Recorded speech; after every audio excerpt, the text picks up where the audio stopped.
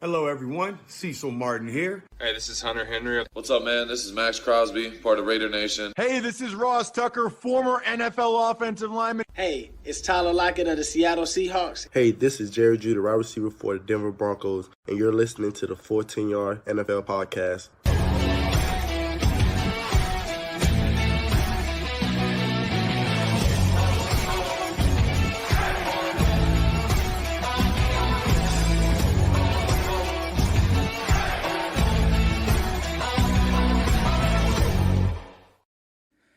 Hello and welcome to the Full 10 Yards NFL podcast. I'm your host Sam Moores, and with Week 4 Sunday finished, we are now nearly a quarter of the way through the NFL season. Joining me to break down all of yesterday's games and as a returning guest, he's a Full 10 Yards contributor too on the website. It's Owen Cawdell, mate. All the way from downstairs in his house right now. We watched the games together last night, didn't we, Owen? And it's nice to have you on the podcast. Yeah, watched the games last night. It's nice to be here. Thanks for having me back. That's right, mate. No trouble at all. We'll start with the one that was very early in the morning for us. Well, it felt like a very early in the morning after a house party the night before, where the Falcons went to the Jags at Wembley, the London game, the first of 3 London games, albeit the next 2. So we'll have some exciting stuff coming up on the podcast over the next two weeks. But the first London game at Wembley, always great to have a game. Always great to have these London games. October, it's the month of the London games. We've got the 2 in Germany in November as well. It's just nice, once these games hit in the season, it's always nice to have those. It always feels like it's the NFL season now. It's like, okay, now we're fully in it, and now we start to learn a lot about these teams. This game, it was another top Jags defensive performance, and it resulted in the Falcons flying back to the States empty-handed. The Jags beat the Falcons 23-7. The Jags defense are a really under the radar unit. If the Jags offense can start scoring, I think there'll be a really dark horse later in the year actually. But they have to win the division first.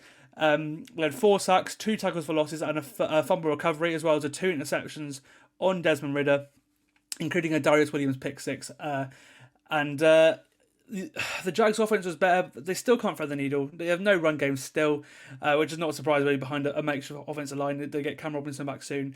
But I thought Anton Harrison, the rookie, looked great. But they only reached the red zone twice, and that's the problem. 1 TD. But, well, from everything I just said there, it was a defense that won in the game.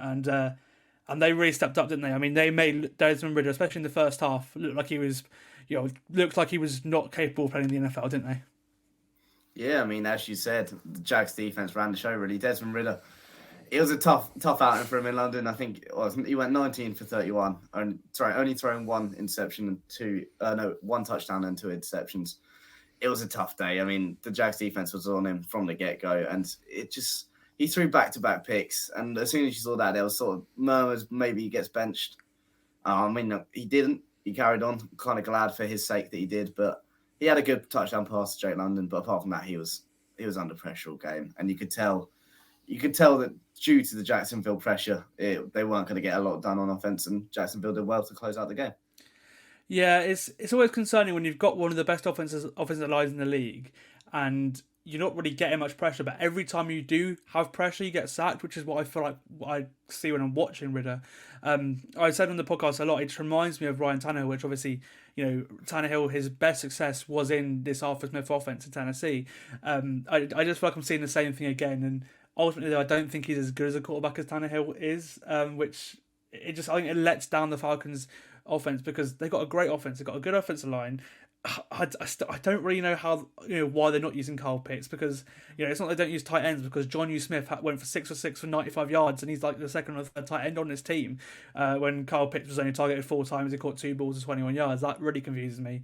And obviously the run game is the star of the show here. Bijan was great. He had 14 carries for 105 yards, 7.5 yards per carry, and it's just a shame they have this bad of a quarterback, unfortunately, or at least limited of a quarterback with this team, because I feel like if you put Lawrence in this Falcons team, he'd probably be one of the best teams in the NFC, because I'd probably say skill positions, the Jags are better then, but running backs, the Falcons are better. Offensive line, the Falcons are way better than the Jags.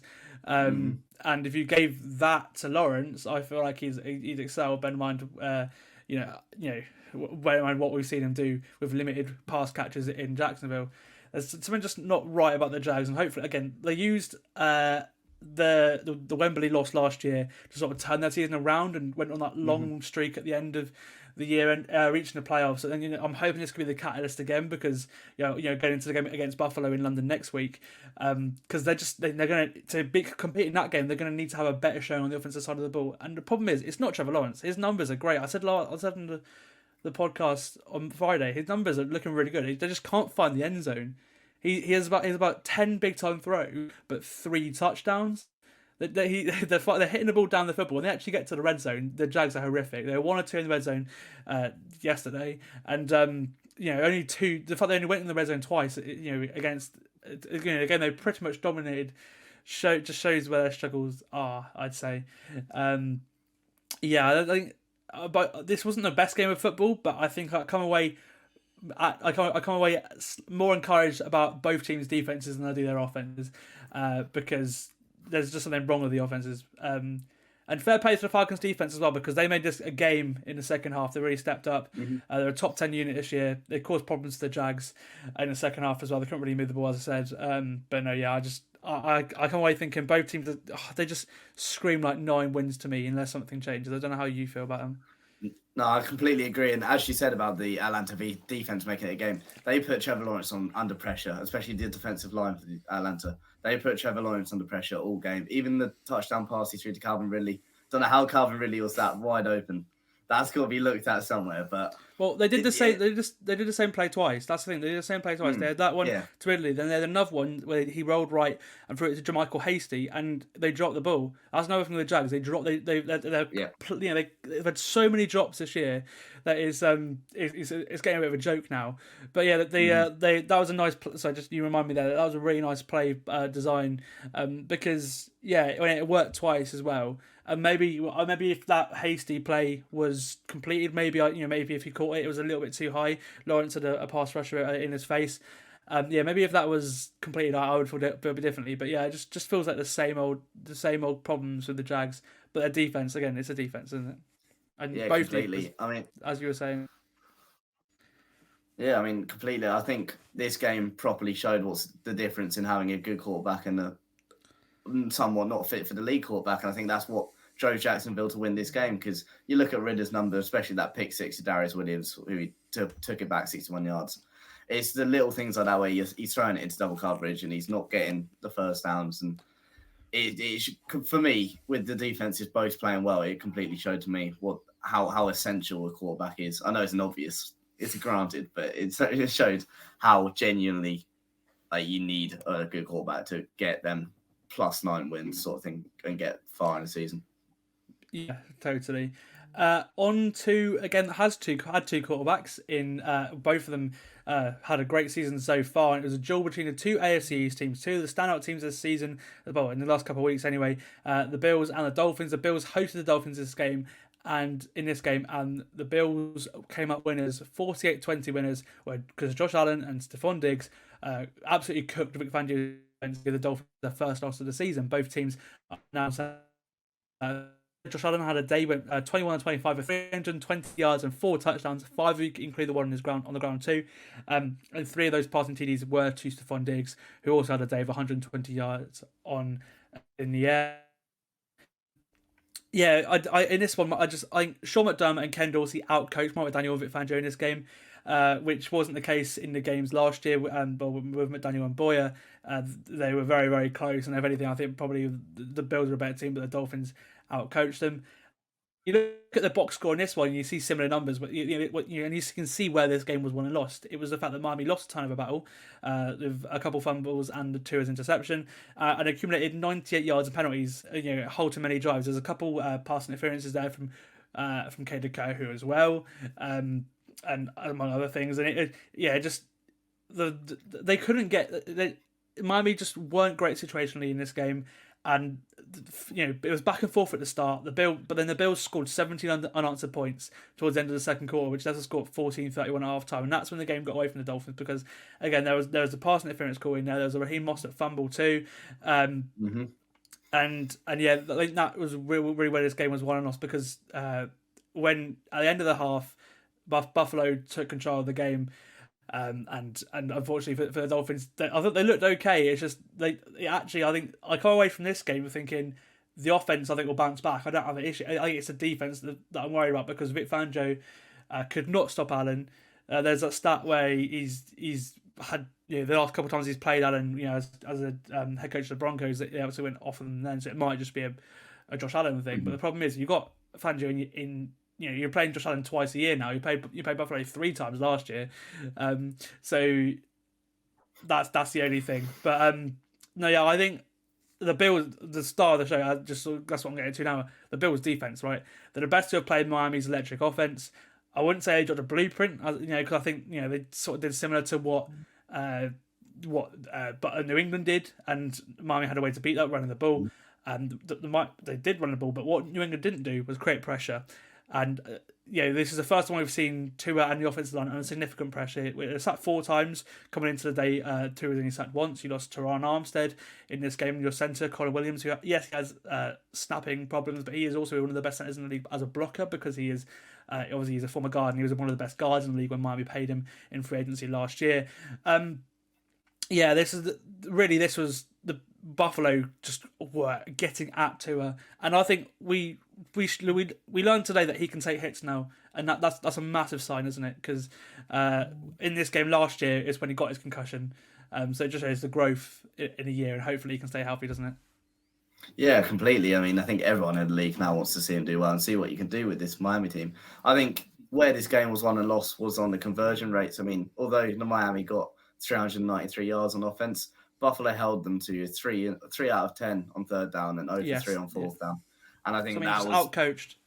Massively is where the game went. And I mean, I think you summed up the game very well. I think just going on, looking ahead for next season, or the rest of the season, Tre'Davious White potentially doing his ACL and Teron Armstead, and now both teams being on 3-1.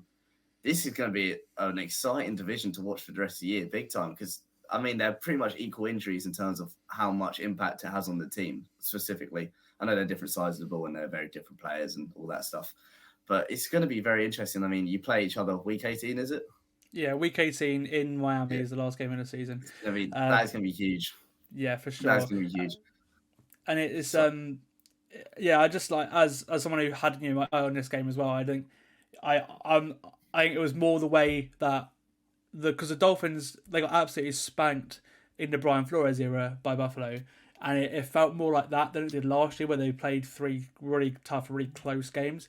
And I don't know. I'm interested to see what the reason for that was, because again, I don't think it was the offense. I mean, admittedly, McDaniel did have some questionable calls in there, and there's a little bit of responsibility there. But I think the Bills offense just looked great. They really do. They had that blip. They had that blip against the Jets week 1, and then Allen since then has been absolutely great. He's not turned the ball over as well. That's a big thing. In the last 3 games against the Dolphins last year, Josh Allen turned the ball over 5 times. He did not turn the ball over at all yesterday. So again, that's another thing where Miami normally wins a turnover battle against Buffalo. They had them again all 3 times last season. This game wasn't the case. But you think both of these teams are going to be there at the end of the season, providing everyone stays healthy. And they're probably without 2 of their best players now in Von Miller and Jalen Ramsey. So when they get in this team at the end of the season, week 18, we'll see again where these teams are. And I honestly wouldn't be surprised to see. I think both teams are going to be playoff teams. We'll probably see them meet again in the playoffs. I think as well. I think that's pretty good prediction. Yeah, it's expected, isn't it? Yeah, for sure. But like I said, Buffalo amazing. Josh Allen, he puts himself into the MVP conversation now. He's up there with Tua. I think every candidate's had a bad game now. Tua's had an average game, I'd say. Allen's had a bad game. Lamar's had an average game, but he's had, again, 2 or 3 really good games. Mahomes has had a couple now, which is interesting. He's a little bit behind, but no, Mahomes is probably going to win MVP anyway. But no, it's just interesting to watch that. Yeah, after this game now, there's no clear MVP frontrunner. There's you got Josh Allen, you got Tua, you got Lamar Jackson, you got Justin Herbert. I'd probably see in there if you can get from what I saw yesterday as well. Is again the MVP race is going to be great to watch this season, because it feels like there's no clear team, because the best team in in the NFL, the Niners, who we'll get to later, they don't have a quarterback. They don't have a guy. Brock Purdy's not going to win the MVP. You know what I mean? So it's just this season has been great, and this game, although as a Dolphins fan, it did hurt me watching this game. I came away thinking, wow, this is a great football game, and again, both of these teams will meet again once, potentially twice as well. On to the final game we're gonna delve into before we get into we talk about the talking points of all the other games. Our last deep dive is the Chiefs. They just held on to beat the Jets. Kossi's Zach Wilson fumble stopped an epic Jets comeback win over the Chiefs. That being said, Wilson was excellent in this game. He was what a game this was as well. I love watching it back this afternoon. Things were excellent for the Chiefs at the start of the game because I thought they were going to run away with it. The defense was carrying on their impressive play this season. Like I said in the podcast on Friday, it's probably the best they've looked under Spags on the defensive side of the ball, and they were moving the ball well against one of the league's best defenses in the Jets. I thought, oh wow, the Chiefs' offense is back because they looked really good in the first quarter. Again, 17 points in the first quarter, had itself already. Isaiah Pacheco went on a 48-yard TD run. He's a great find. I think he's an awesome combo of power and speed. He zigged and zagged his way through into the end zone to make it 10-0 midway through the first. Mahomes then found Noah Gray for another TD to put the Chiefs 17-0 up. I think that was 38 yards, that one. And then our fire alarm went off in our house out of nowhere last night. It just at 2 a.m. I was watching this game in bed, and it went off. I went downstairs and we dealt with that. And as that was going on, things switched. Because the alarm eventually went off, and I went back to bed, and the Jets started to make it a game. The Chiefs are backed in the Jets, backed up in the Jets territory. It was on 3rd down.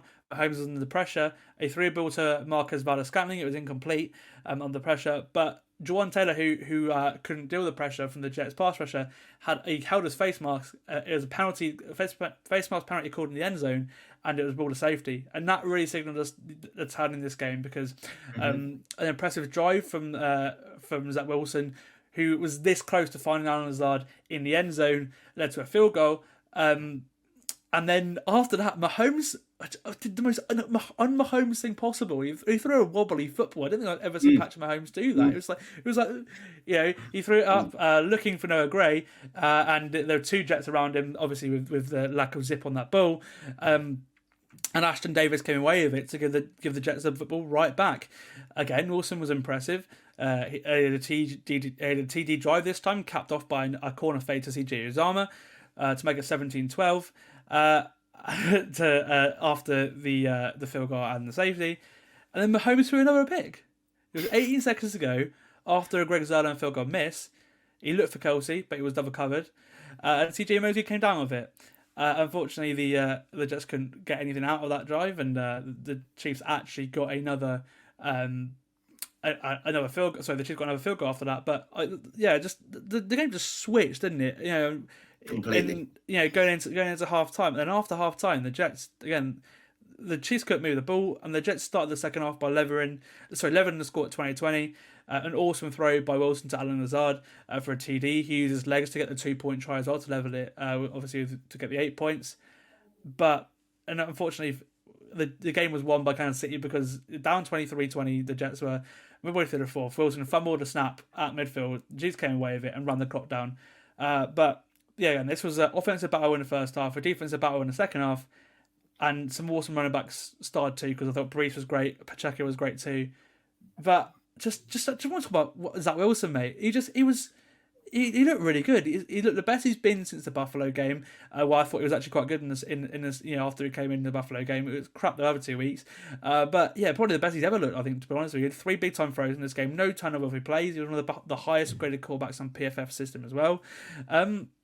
It looked so composed. Nathaniel Hackett was calling some awesome things for him. He was pushing the ball downfield as well. It wasn't like it was checkdowns or anything.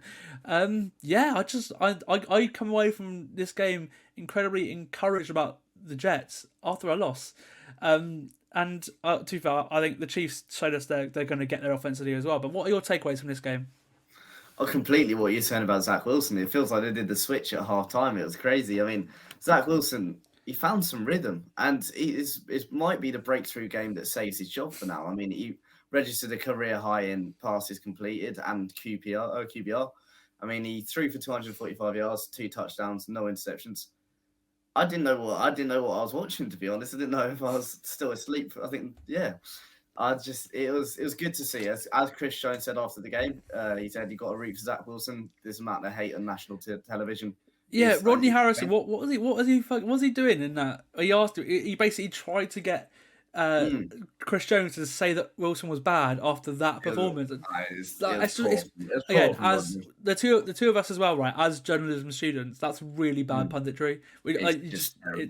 It's so like biased, and it's not even taking facts into account or anything. It's just like that's like me going to you in this game saying, "Oh, Buffalo, Josh Allen's really bad. It was such a fluke in that game, wasn't it?" I'm not, it's just I'm not going to say that because it's not true. I mean, it looks even worse when it goes wrong. When he's trying to get him to say something, and Chris Jones just goes, "No." It looks even worse. But genuinely though, I think we all sort of see all this Zach Wilson stuff, and I think especially with sort of the build up into this season, the publicity. Let's see what he can do. I mean, if this is a turnaround for him and his career, he's went high in the draft. He's obviously got some talent. I hope for his case and for this Jets team, he can get something going. It could be a very entertaining team to watch now. They are now 1-3. Yeah. I mean, it's not the best. It's not the start they were looking for at 1-3, but they've had hard games to start the year, though, man. They've had hard games. You got to deal with the cards. You got to deal with the cards you got dealt. So get on with it. Let's see what you can do. Yeah, I mean, when you start the year with Buffalo, Dallas, New England, and the Chiefs, that's like the Patriots start. That is an unreal start to the season. That's so hard, especially without Aaron Rodgers as well. Like that now. It's four of the best defenses in the league straight away for the Jets. Now the season does get easier for them. Now we'll start to see, because I think it's encouraging that Wilson has been up and down this year, because he was just average to down before. Now, so obviously Rodgers being in there helps. Better offensive play calling as well, and Hackett, who I think the personalities that do fit there too, which they didn't with Russell Wilson.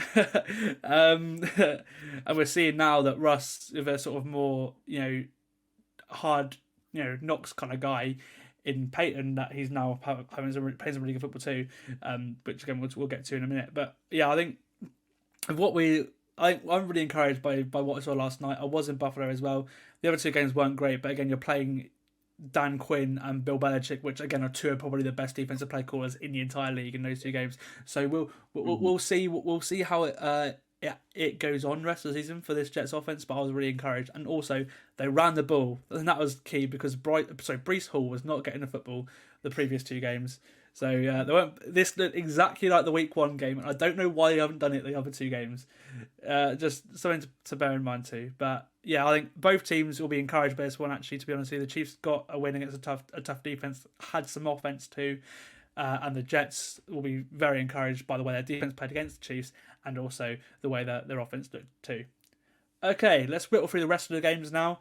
Starting with the Rams and the Colts. The Rams went into Indy and they took down the Colts. But it was a tough one for the Rams, don't get me wrong. They won 29-23 on the end, and what a game this was. The Rams got out to a big lead, and then Anthony Richardson looked mega once again. He's been so good in the games he's played this season, and he brought the Colts back from a 23-0 deficit to overtime. Unfortunately for the Colts, Stafford found Puka Nacua for a walk-off TD in overtime to give the Rams the win and take them to 2-2. But what confuses me as well is it feels so weird. I thought he would have had loads by now. That was Puka Nacua's first career touchdown. Think about how good he's been, how insane he's looked this season. He's breaking all the many yards he's right? got. And that was his first touchdown. It just seems mental. It's sometimes to get it though. It is sometimes to get your first NFL touchdown. Oh, I know. Walk off TD in overtime, perfect. And they got to the Rams to 2-2.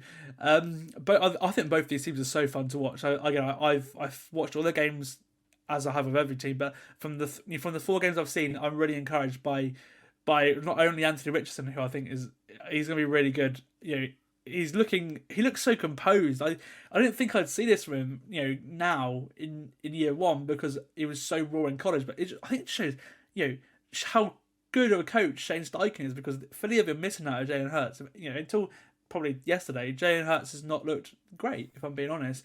Yesterday he did, but Richardson has. I'm really encouraged by what I've seen from him.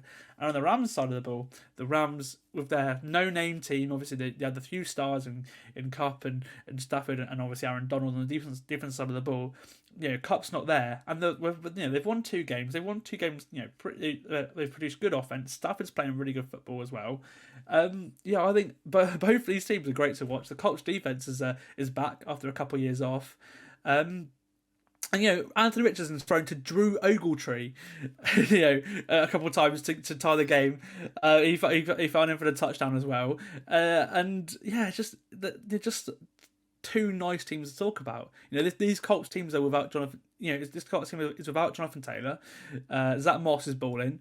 Shows that maybe Taylor wasn't as valuable as we thought he was to that team. But I kind of want to see this team with Jonathan Taylor now. But I don't think that will happen. What's your takeaway from this game, mate? It was just a really fun game, wasn't it? I mean, they went into it and you look at it on paper and you don't expect it. But Anthony Richardson, as you have said, I think he's surprised us all. I think we both probably have him in second in terms of rookie starting quarterbacks so far this season. I think I don't know. I don't know about you, but I personally didn't expect him to kick on this fast. I mean, I know Schreichen's some coach, but I didn't expect it to be this quick of a transition. And I think last night he showed a lot of people that he can properly lead this team. And I think they have found their quarterback. And as you said, in terms of Puka Nacua and all these Tutu Atwell and Matt Stafford and that Rams offense, they've got something going, and I don't quite know how. Yeah, I don't quite know how, but they've got such a good coaching going. job from McVay. Such a good coaching job. 100%. Again, when we were previewing the season, we obviously were both on the season predictions. We were saying, the Rams, they have no one, but they've got Sean McVay, and I was looking forward to watching this team just by seeing what McVay had up his sleeve, because they were quietly confident about this team when everyone else was writing them off. Same with the Cardinals too, which we'll talk about later. I like it when teams, the teams sort of do like a mini reset like this. We saw, the Dolphins have done it, the Cardinals have done it as well, and you get to find players who really want to play football.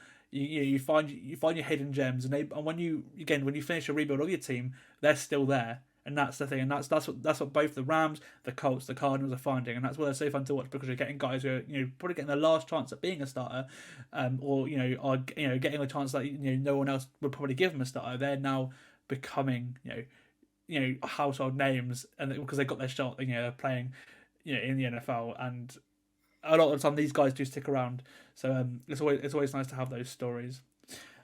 On to the probably most dramatic game of the week. There's a couple, to be fair, but these two especially were very dramatic. The Broncos getting their first win of the season against the Bears, and Vance Joseph's defense actually saved probably his job this week. I'd say they stepped up in the second half as Russell Wilson and Justin Fields are going back and forth. It's a battle. The 2-0-3 teams. Both quarterbacks were really good as well, which I was really surprised by. I thought that, especially I thought Wilson would be good, but I didn't think Fields would really be good in this game. But I think I might show you how bad the Denver defense has been. But they were both excellent, 3rd and 4th this year. This week in PFF's QB ranking. But it wasn't all rosy for the Broncos. The Bears are 28-7 up. Fields was looking great. He didn't have any completion in the first half. They were up with 4 minutes. They were up 3 scores, 4 minutes left to go in the third, and then it just clicked, and the Denver defense just started playing defense. Russell Wilson brought the team down the field. He got 2 touchdowns, and brought the team to within 7. And then Jonathan Cooper picked up a Justin Fields fumble for a scoop and score to tie up the game, and that was Justin Fields' only mistake of the game, and that ultimately was what cost the game for the Bears. It was just like the ball to get the winning field goal for the Broncos by Russ Wilson was great. He connected with Marvin Mims for a very deep play. Again, we've seen that a few times this season. It's very reminiscent of him and Lockett in Seattle to catapult the Broncos into field goal range. They unfortunately couldn't go any further than that. Will Lutz made a 51-yarder, and then with 13 seconds left, Kareem Jackson picked off Justin Fields to give the Broncos the win. I think from this one, encouraging stuff from 2 teams that were desperate for a win. They've been really bad on the defensive side of the football. The offense of the Bears hasn't been great either, but they did have offense this week. They went dry at the end, but they did have offense this week. Fields looked great. But they just lost the coaching battle. The Bears did. Eventually, the Broncos, the better coach team, the better talented team, came in. But I think I'm encouraged by what both teams showed us, because both teams had to show something in this game, didn't they? Because they've been really bad the rest of the season. Oh, completely. And I think especially for the Denver Broncos, I mean, you just beat the 0-3 Bears, the team that have been the worst team last year as well. But you look at the 28-7 comeback, you've got to take some pride in that, and hopefully it puts some wind in their sails for the rest of the year. I mean, the second half, the defense clicked, looked like a good team. They looked like a competent team. They didn't look like an 0-3 team. And I think that's what we've been saying for weeks now. Is it going to click? When is Sean Payton in this Denver team, or that controlling this Denver team, going to click? It will. I don't know if that was it, but there was definitely good signs, even for the Bears as well. Justin Fields, as you said, balled up. It was the first time the Broncos have played good football on both sides of the ball. The first time in all 4 games. And it both clicked at the right moment. Because if they lost this game to the Bears, then we're having a very different conversation. The season's over. We're saying you're 0-4. Your offense is playing well. Okay, it's playing okay. It's probably actually the worst game they've had offensively, maybe other than the Raiders game. But in the second half was brilliant. And then the Bear, and then we're saying what's up with Sean Payton. He had to win this game, because if Sean Payton gets outcoached by Matt Eberflus, who may think he get fired today, that is a real problem. I mentioned Eberflus as well. The reason why people think he could be fired is obviously because it's been 2 years of straight garbage. And the other thing is when after the scoop and score, the Bears then came back. Obviously, it was 28-28 at the time. They got into the red zone. It was 4th and 1. They chose to go for it rather than kick a field goal, which is ultimately what the difference of the game was. Khalil Herbert was stopped on 4th and 1, and they gave Denver the ball back. And obviously, they went on to go then score the touchdown. Score the field goal.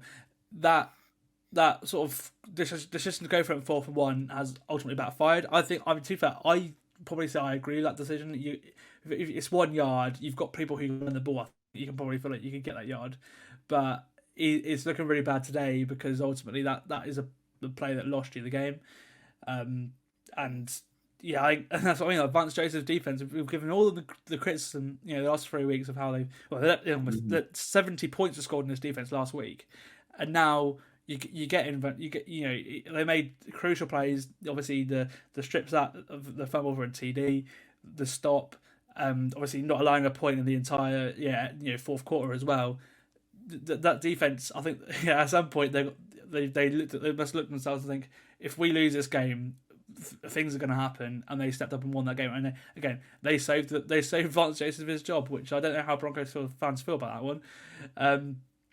But if that's the thing, really, isn't it? It's just what are we gonna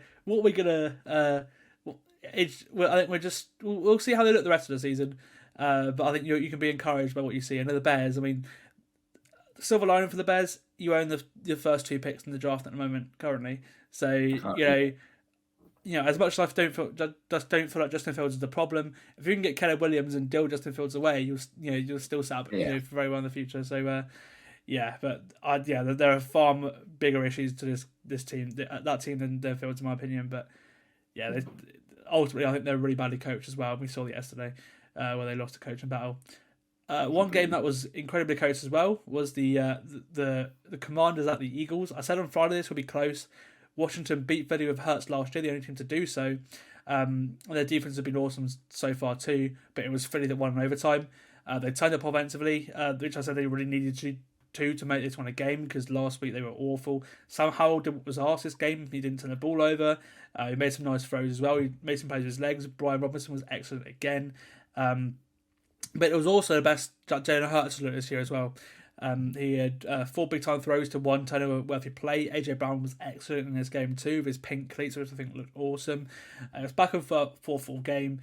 And it was actually Sam Howell that really stood out to me to take this game to overtime. Nice 2-minute drive in the fourth quarter, and it was that 1st and goal at the 10 with 5 seconds left. He threw short of the end zone to Brian Robinson, which I thought, this is game over. But there was 1 second left on the clock. In that 1 second, he found Jahan Dotson in the end zone to take the game to overtime. They went for an extra point rather than 2 to take it overtime. At this point, I would have done what Denver did. against. I would have done what happened against Denver. At the end of the game, although Denver needed to, I would have gone for two because you've been through that situation before on defense. If you can go for, I would have thought, you're down. You either win if you win this game against Philadelphia, right? You're probably going to lose in overtime, especially if they get the ball back. 50-50 overtime. If you have the chance to win that game right there after your offense has been flowing for a drive, I personally would go for it. We saw talk about London games, theme of this podcast. We saw Mike Vrabel do it against the Chargers in 2018. I would. The analytics probably say to you as well. Go for it on fourth down. Go for two to win the game as a walk-off play. I don't know what your thoughts were about that, but I would have done that. A Jake Elliott 54-yarder won it for the Eagles in overtime, and ultimately maybe you're thinking now, maybe we should have gone for two. Joey Sly's extra point took it overtime. What would you have done? Because I think if you're a Commanders fan, you're walking away thinking, maybe we should have gone for two. I mean, I would have gone for two. I mean, you look at the Eagles, and it's a tough overtime against the Eagles, no matter what the circumstances. And I wouldn't fancy, especially if I was the Commanders, I wouldn't really fancy an overtime battle. I get the risk attached, but I mean, it's a good play from the Commanders in there. Especially, it's a shame they couldn't get the win. I mean, that dot to Jahan Dotson with about 2 seconds to go. I think we were all in the living room on our feet, going, "Wow, what the hell?" Yeah, but sort of. I would have gone for two, but went to overtime. The Eagles won, and the Eagles just keep on rolling. They're not winning pretty, but they are winning nonetheless, and they're now 4-0, and they keep on rolling. And as you said, it's starting to look a little bit better. They haven't played that well this year, I think, entirely. And you look at Jalen Hurts' performance in this one, you think, okay, he's starting to get back to it. And you look at the people around him, they'll start getting back to it. And I think before long, they'll have a very, very good record. And you'll be looking at games like this and go, wow, you should have got them then, because you probably can't get them now. Yeah, that's the thing. The Eagles have got 2 new coordinators this year. They have lost a fair few starters too. Obviously, they've replaced them with people in-house mostly, which is obviously credit to Harry Wiseman. We've been saying it all off-season. His drafting was just excellent for unreal. It's been excellent for a couple of years now. But they're just still betting people in. So I think the Eagles will get there, and I think the Chiefs will get there as well. And you're really starting to see like the teams separate from each other now. I think the Eagles and Chiefs are just below the teams like the Dolphins, the Bills, the Niners, I'd say, right now. But I feel like they're going to be right up there in a couple of weeks' time because they're so talented. And again, this is the best game they've played this season so far. Maybe not defensively, but offensively, shortly. On to Minnesota, who also got their first win of the season, as Bryce Young continued to struggle for the Panthers. It's a bit of a weird start, this one. You had your eyes on this one, mate. A big pass interference on Jordan Addison launched the Vikings downfield near the goal line. But then the next play, Kirk Cousins threw a 99-yard pick six to Sam Franklin of the Panthers, who jumped in front of KJ Osborne in the left corner of the end zone. And then in for another pick in the first half as well to Kamu Grugier-Hill. So awful start from the Vikings. They got the job done eventually because they're so talented. Obviously, Justin Jefferson, great again, 2 touchdowns.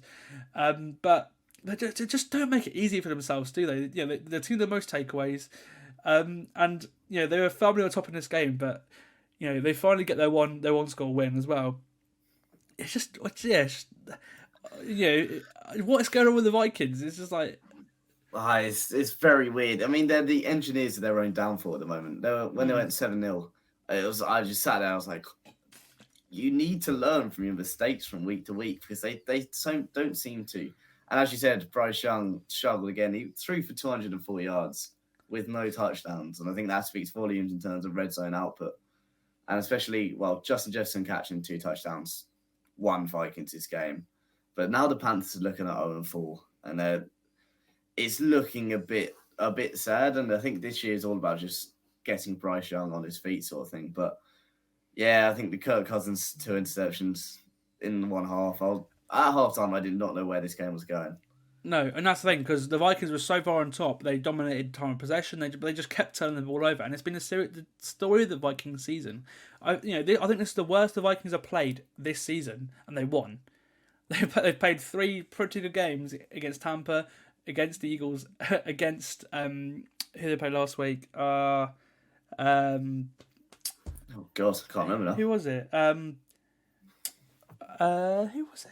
Oh, against the Chargers last week, right? Against the Chargers as well. They played their probably 3 best games, but they keep turning the ball over. Kirk has thrown 3 picks in the last 2 games. The game last week, the one last week being costly. He's not the problem. He's also throwing 11 touchdowns. It's more like they fumble the ball 7 times. Like, at some point, your offensive players need to hold on to the football. Like, they can just keep giving the ball away. And obviously, starting this game with two more giveaways, just obviously it wasn't great. It's just something weird. They didn't really. So something seems odd with that team. I don't really know how you can stop that. But the good thing is the defense play well. Brian Flores dialed up the blitz like he always does. Always. Anyone come in from anywhere. It was Harrison Smith this time who made a big impact with a 3rd sack. He gave the Vikings the win at the end of the game because the Panthers were driving on 4th and goal, but it was Harrison Smith who gave the Panthers the win in this game. But yeah, I just can't wait from watching team thinking what is up with the Vikings because. Kirk's not going to play bad. He leads the league in touchdowns. He's 2nd in yards. But they're just... It's like the Jags. They just sort of can't score. They can't move. There's a bit more than the Jags, I'd say. They just... Yeah, it's just like... They seem to be causing their own problems at the moment. And it's just... It's like it's karma for going 11-0 last year in one-score games. They're now, they're 1-3 in one-score games this year. It just feels weird. But, I don't really know what goes on. I think this might be what makes them move on from Kirk Cousins, potentially. Because you're now thinking, oh, well, we just need a fresh start. Even though he's playing well, like we don't want to pay him $50 million a year, which I think he'll get from teams like the Niners. Just a weird feeling from them. And the Panthers, with that offensive line and with how banged up your defense is, I wouldn't worry. I don't think you can be very good this season. I think. Yeah, you just got injuries. I said in the guide, I think it's just the injuries. It's just so banged up and. Yeah, I think Bryce is going to need time. He's going to need an offensive line, and he don't have that now to be a success in the league. Yeah. And he certainly needs number one receiver because DJ Chark and Adam Thielen are great, but they're not number 1 receivers. Neither is Terrace Marshall or Jonathan Mingo. They're none of them are number 1 receivers. So I think that's where you go. You need to give him some weapons because he's CJ Stroud, who's not in a great situation offensively now. He's been a success. We'll get to this game now. He's been a success because he's a tall quarterback and he's strong, and also he's got a really quick release, so he can get the ball out really quickly. He's been excellent. Stroud leading the Texans to another win, a 36 win over the Steelers. This one I did not expect whatsoever because their offensive line is so banged up, and they've held up pretty well against the Pittsburgh pass rush, I have to say. They only got there a couple of times, and it just makes you wonder how good this offense will be when they get Laramie Tunsil, when they get Titus Howard back, their 2 offensive tackles in the coming weeks. Where Pittsburgh lost this game because it was close and late in the 3rd quarter. They were down 10. Kenny Pickett took a sack from Jonathan Grenard on 3rd down, and that caused Pittsburgh to punt. If they made that touchdown, they'd be 3 points down, and the game could have been completely different. But from that, the Houston ran away with this game. Devin Singletary had a very good game actually. He threw a touchdown to Dalton Schultz to put the Texans 23-6 up. And then the overarching thing about, obviously callbacks, Stroud looked great again, but unfortunately Kenny Pickett did hurt his knee. He hobbled off, hurt in a 4th and 1 pass play, which has sparked more calls for Matt Canada to be fired. Pat Fryermuth sounds like he's suffered a really bad hamstring injury too. So there are 2 offensive players you can't really use, 2 of your most important ones. Hopefully it's nothing serious, but yeah, on 4th and 1, you don't really want your QB taking a snap out of shotgun there, really. You want to run the ball, especially when you've got a big running back in Najee Harris too. And yeah, I think hopefully Pickett's not hurt, but if he is, then obviously this season for the Steelers isn't looking great. They're all, the defense has kept them in games, but their offense has just been awful. They've been one of the worst offenses in the league this last couple of weeks, and yeah, it continued today. And if you've got Mitch Trubisky in there, I think that's going to continue. Unfortunately, isn't it? Oh, completely. It's when Kenny Pickett went down, I kind of felt bad. He'd already had a tough enough year and going down in that sort of circumstance doesn't really work. I remember I was watching the game and I was writing notes, and I have here 14-0 Houston. How does that even happen with a backup offensive line versus this Steelers D line? And I think it speaks volumes, and I think there is some problems in the Steelers coaching. And I think at the end of the day, I wouldn't say their defense though. Honestly, I don't think the defense. Oh no, not their defense. I'm just saying. Yeah, but the overall, offense just can't score. Yeah. Overall, they're just. I don't think this Steelers side have a lot of confidence about them at all. And I think it's getting to the stage where you're looking at the team and you're thinking they should not be losing 30-6 to the Houston Texans. I mean, yeah, Shad looks very good. I'll give them that. And the Houston, as you said, when they have their injured players back, look like they could be a team. But it's a tough one for Pittsburgh, and you just got to see how they can move on from it, because it's not like their season's over. See where Kenny Pickett's at and see if they can move on from it well. Another team that are struggling, especially with banged up to QB, are the Bengals, the Steelers AFC North rivals. They are 1-3 now after losing to the Titans. They lost 27-3 yesterday. They looked great on script actually. The opening drive, I thought they looked really good. They got down to the end, towards the like 3 yard line or something like that. They were, I think Burrow was like 4 or 5 for like 40 yards something. The Tennessee defensive back broke up a pass in the end zone. They forced a field goal, and it went downhill from there because the Bengals did not score again. Burrow is getting killed behind this offensive line. It's really not, he's already hurt. It's not protecting him. They're also not finding anything in the pass game either. I don't really know what's going on with this team. Again, it's one of those things where you're like, they should be really good on paper, and they've won one game all season. I think serious questions now to be asked about whether Burrows plays the rest of the year or not now, because everything is just going to pot for the Bengals. T. Higgins went out with fractured ribs in this game. It doesn't sound very good either. It sounds like he'll probably be out until after the bye.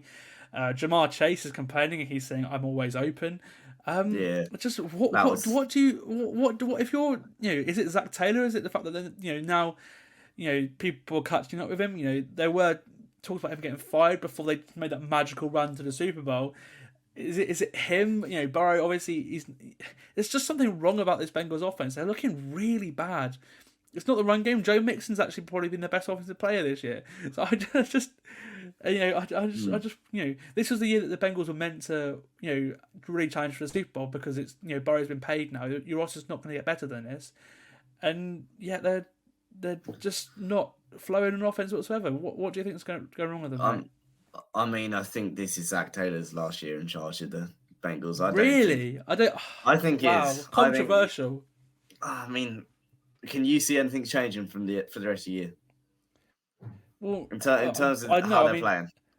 I mean, no, that's the thing. I don't know where they can fix it. I don't know. I think it all culminates as Zach Taylor's gone. But I mean, they just look so stiff on offense, and it's just. I don't know how it's happened. I don't know what's quite happened, but I think, it is the offensive line. The offensive line is a big problem. But there was one special highlight in this game, and it is when Derrick Henry threw the touchdown. We all smiled at that one. It was a very funny moment. But, I mean, I think the Bengals interception early on when Joe Burrow kind of gets hit and tries to throw it out and it gets picked off, I think that speaks volumes about where this Bengals offense is right now. And how different they look to how they were last year, and it's been a tough year already for these Cincinnati fans.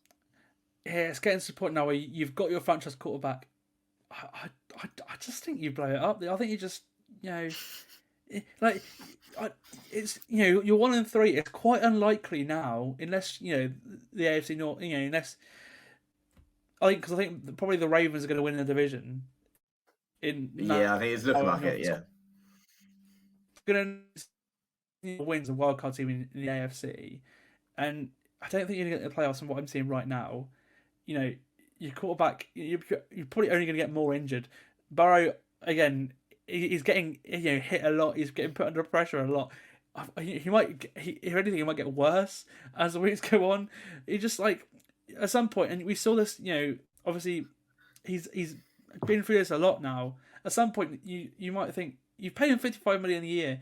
You might just protect him, and because it just feels a bit like Andrew Luck, mate. If I'm being honest, now it's a similar thing with Indy. It just feels like he's just getting constantly beat up, and they're not finding offense with it either. I think just wonder what else going on. What do you do? I don't really see a solution other than maybe sit Burrow, because he's always going to be early. there. I think it's still too early. So early. But is he gonna be there? Like, so he's always gonna be there. Yes, okay, you might lose one of T. Higgins or Jamar Chase this offseason. I think that probably will happen, right? Yeah. Well. But if I just don't see him winning now, so you better. I personally just protect him. I don't know. I still think we've only had 4 games this season. I think it's too early to bench him, or to sit him. But I think it's probably not going to get a lot better for the next couple of weeks. I don't see it getting a lot better. And I think after that, around week 10, I think you can start to have them sort of conversations. Yeah, we'll see how that goes on. On to Dallas, where they gave Bill Belichick the worst loss of his career, 35-point loss. They were the 38-3 winners over the New England Patriots. Dak Prescott was great, actually. I thought it was much better this week. Dan Quinn and Mike McCarthy out-coached Bill Belichick. Dallas with another 2 defensive touchdowns as well. They're getting so many of them. The defense obviously is great, and they really needed to step up after what they allowed in Arizona last week too. The play calling from McCarthy was better as well, which is nice to see. I think this is the best Dak's looked in a while. On the other side of the ball, on the side of the other offense, Matt Jones was awful. He was benched for Bailey Zappi late in the third quarter. He was strip sacked, which led to a Leighton Vander Esch touchdown. Dallas then faked a field goal and scored 2 points after that, which is brilliant to watch. And then Deron Bland got his second defensive touchdown of the season in a pick 6 of Matt Jones at the end of the first half. Awful decision making. Had all the time in the world as well. He just went to his right and then threw literally across the entirety of the field. And Deron Bland, because by the time because it's so far away, it took he had enough time to then make over and get that interception.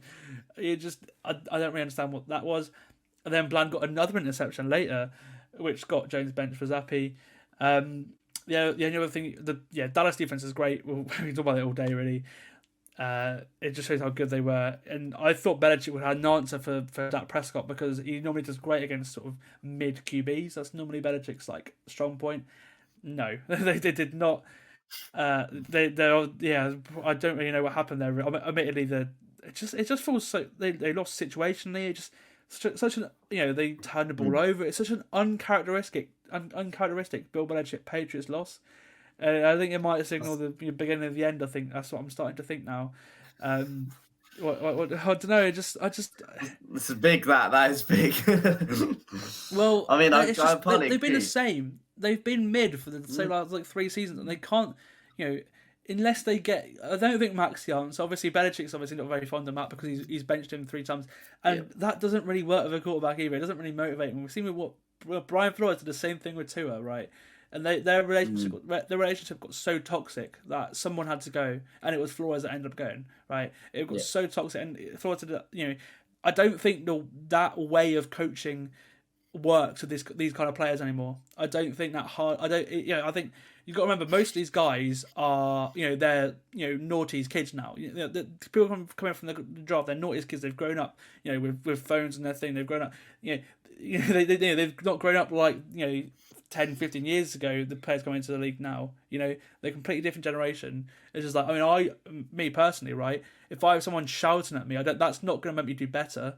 That's I don't know about you, but do you know what I mean? It's just it's different people, isn't it? So it's it's probably say it's more common for me. I think more people will have that view than with your view. Do you know what I mean?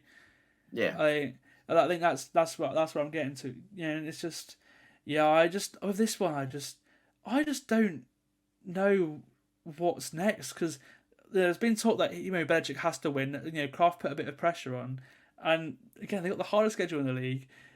Their defense will play well, but their offense is just awful. They have no separation at all. They're making no plays. They can't really run the ball either. Ramondre's not been great this season. Neither has Zeke, and you're just throwing out routes to Devontae Parker each game, and it just doesn't work.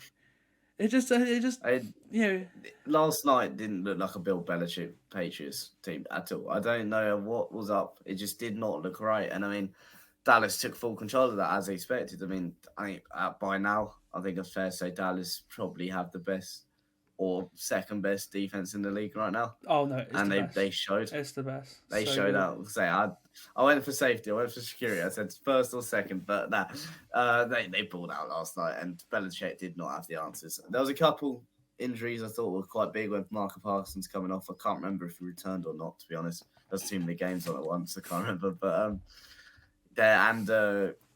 Gonzalez, the Patriots rookie, has been playing really well. Also having some medical attention. I think that was sort of the scary moments of the game because they are two big players for their teams. But all in all, it did not look like a Bill Belichick team. And if that means that he's not wanting to be there anymore and he doesn't really have an answer and it's time for him to move on, then they complete rebuild. Apart from the defense, I can see it happening. But for now, I think they just keep on chugging away. This Dallas team look good. The Pats have got a lot of cap room next year as well. So, but they had the team they had now was we're going to pay everyone. We're going to pay Hunter Henry. We're going to pay John U. Smith. We're going to pay, we're going to get Carl Van Noy back. We're going to do all these things, and they paid a lot of players, and that rebuild did not work. Matt Judon again. That was Matt Judon might be the year after.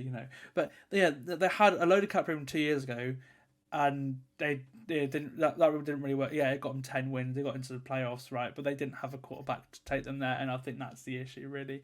The offense. Bill O'Brien. I thought his play calling would be better as well. We saw Houston is quite creative. Now I just don't see it.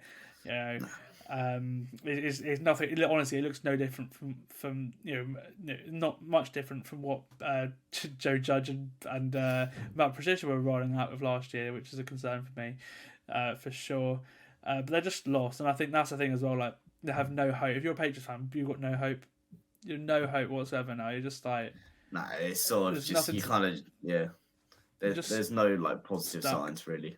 Yeah, you're stuck in limbo. Something to change, for sure. On to a very important win for an LA team, the Chargers. It was actually both LA teams coming away, but this one was super, super important. Beating a division rival opponent in the Raiders, the Chargers are 24-17 winners. Herbert was good, but it was Steady's defense that played well without Bosa and Derwin James this one. Admittedly, yes, it was against rookie QB and Aidan O'Connell, who got the start after Jimmy G surprisingly did not pass concussion protocol. But it's a good sign either way.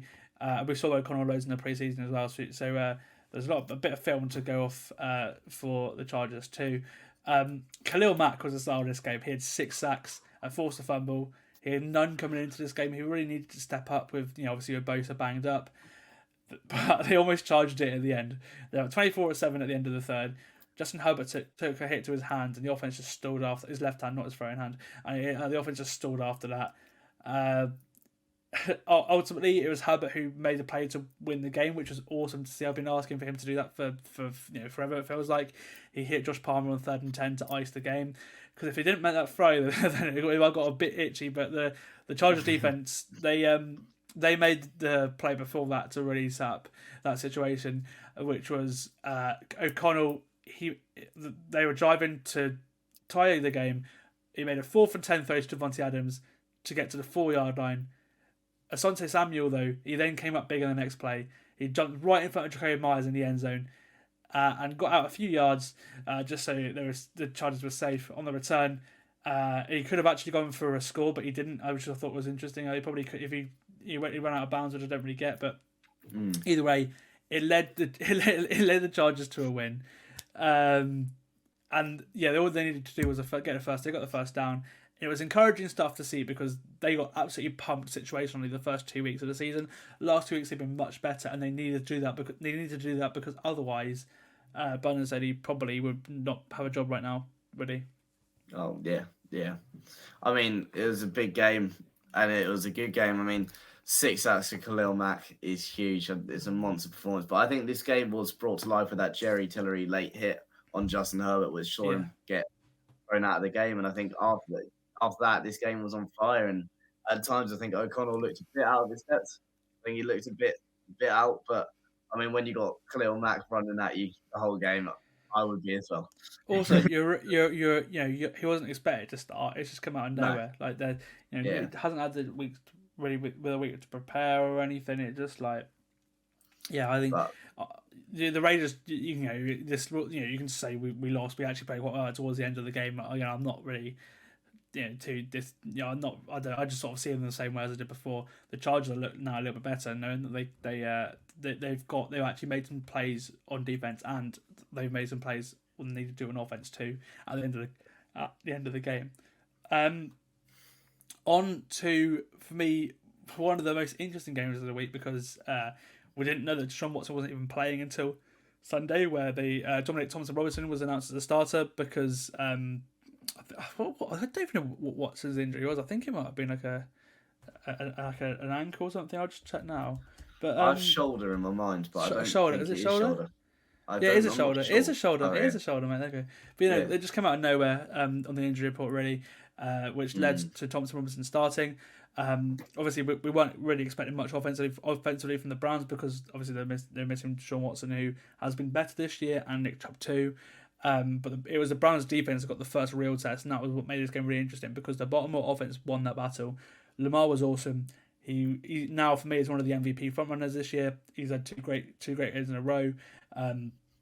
He found Mark Andrews as well a lot. He had a day, 80 yards, 2 touchdowns. And it's just about the Ravens staying healthy, because they look to me the most complete team in the AFC North, obviously. They've got lucky that their injuries aren't season-ending. They've got players coming back now as well. Obviously, Marcus Williams, Marlon Humphrey, Beckham, Bateman, everyone, David Ajabu. I think I was actually putting an eye the other day, but everyone's coming back now. Obviously, the big one was J.K. Dobbins going down. For me, this Ravens offense, this new one with Todd Monken, Lamar's looking the best he's has as a quarterback, as a thrower since his MVP season. And so this is and when there's no clear favourite, there's no clear best team in the AFC now. That stands really good for the Ravens. It's just about staying healthy, because all their players, they're just so injury prone, aren't they? Other than Zay Flowers, who's continuing to be one of the best. He's again probably one of the favourites for Offensive Rookie of the Year. Obviously, I think Bijan's going to win it, but he'll be up there with CJ Stroud. Oh, completely. I mean, this Ravens team looked good, especially the Ravens offense. So going very well against a very highly touted, so far this season, Cleveland defense. And I mean, Lamar looks to be, as you said, playing as good as he has ever, really.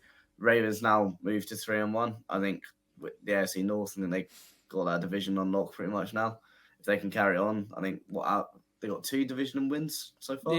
Yeah. So the Browns, both of them got 2. Yeah. So those two are very much the favourites for the NFC North. Sorry, the AFC North now, because Pittsburgh. Questions about Pickett. Obviously, he could be done for a bit now, and obviously with Cincinnati, they're just not putting together anything on offense. So it's looking good for Baltimore, isn't it? I don't think anyone would have expected it to start the year, but on paper they look the strongest right now to win the AFC North, and it's an exciting time for them. They got players come back from injuries, and they're still collecting wins. And if they can keep up how they're playing and get these key players back, who knows? They could do a lot of big things. For sure. Going over to the West Coast now, where the Niners won again. They moved to 4-0. They showed their quality against the Cardinals to move to 4-0. McCaffrey was great. 3 touchdowns in the first half. Got a 4 in the game. Brandon Ayuk was mega too. Purdy was perfect in the first half, 11 of 11. Only, he threw an incompletion later in the game, but they didn't really ask him to do much. But he was just he's like Tua in the Dolphins offense. He's just distribute the football well, and when you're scheming players up, they're like wide open, and when you've got such a dominant outside zone run game, it's a really nice place for a quarterback like him to be, because he is pretty accurate. But the Cardinals, they played well. Josh Dobbs again, excellent. And it was a game until midway through the fourth, but the Niners just showed their quality, and they showed why they're so good, and they're clearly the best team in the NFL right now, aren't they? Oh, completely. I mean, I don't think anyone could argue with that as through these 4 games. I mean, Arizona put up a good fight, though, to be fair to them. I think we all expected sort of a Niners, not like sort of controlled win, not a blowout as such, but the Cardinals surprised people, but yeah, this San Francisco team look good. I don't quite see how you can beat them. It's sort of getting to the stage where they've won in lots of different ways now, and you're thinking, how do you beat this team? McCaffrey's playing crazy. He's putting up crazy stats, and Purdy's been good. As you said, he doesn't really do much. He just passes the ball when he needs to. He's all ran by Shanahan, but I mean, they're currently the best team in the NFL, and it's gonna be them competing towards the end of the year. And I think Arizona don't look as bad as we thought. I think that was one of my biggest takeaways from this game. Is Arizona are actually they can play. They're not the worst. They beat the best defense in the NFL last week. You Yeah, know? And it's because they're so well coached. You know, they're a great story. I look forward to seeing what this staff do with better players when they get them, because they've got so much capital now. Or they're gonna build a really nice roster. I'm really looking forward to seeing what the Cardinals look like in a few years' time. Whether that's with Keller Williams, whether that's with Kyler Murray, whoever it is at quarterback. I hope it's Kyler, because I really do like Kyler. Their offensive line's playing quite good too, which is quite good. They're playing really well, statistically very well. Yeah, and if you get in, you get someone like Michael Wilson, who going into that game, I guarantee you, none of us would have heard of, scored 2 touchdowns against one of the best defenses in the NFL. It's just awesome stuff to watch, isn't it? It's just great. Yeah, I mean, I support a team who's a different team in their division, so it's not the best to see them doing well, but it's still it's a great story. You can't argue with it. I think everyone sort of looking at them and going, yeah, go on, do it, go on, do your best. For sure. Okay, finishing off with a battle in the Superdome. The Bucs coming away from New Orleans, 26-9 winners. Derek Carr played in this one, which no one was really expecting him to. We weren't hearing his name at all until Sunday morning, where he said he might be good to go. It was okay. He wasn't sharp. He had a really nice deep ball to Chris Olave. Unfortunately, it was broken up by Anton Winfield, who really was the star of the show here, as well as Baker Mayfield, who looked really good again. First touchdown to K. Dotton was out of a sack. Obviously, she grabbing onto the Saints player was grabbing onto Mayfield's leg, and you had to get the pass out there a few yards ahead of him to Otton. I think I've always said this view. I think Baker's a great quarterback when he has time to throw and he has an offensive line in front of him. The Bucs O-line is playing really well this year, which it didn't really with Brady. Obviously, they were more banged up than they are.